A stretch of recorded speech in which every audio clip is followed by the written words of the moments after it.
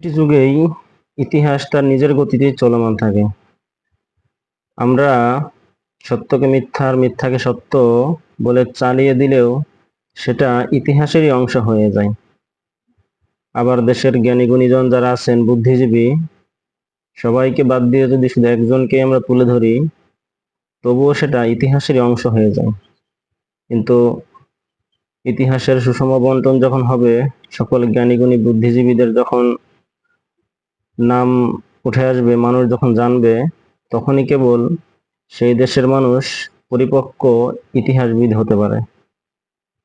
একজনের শিক্ষা কখনোই পরিপূর্ণ শিক্ষা হতে পারে না। আমরা সাধারণত দুনিয়ার জীবন এটাই করে থাকি, কিন্তু যেটা আদৌ উচিত নয়। তাই আমাদের সকল জ্ঞানী গুণী যারা আছেন, সবাইকে মিলেই আমাদের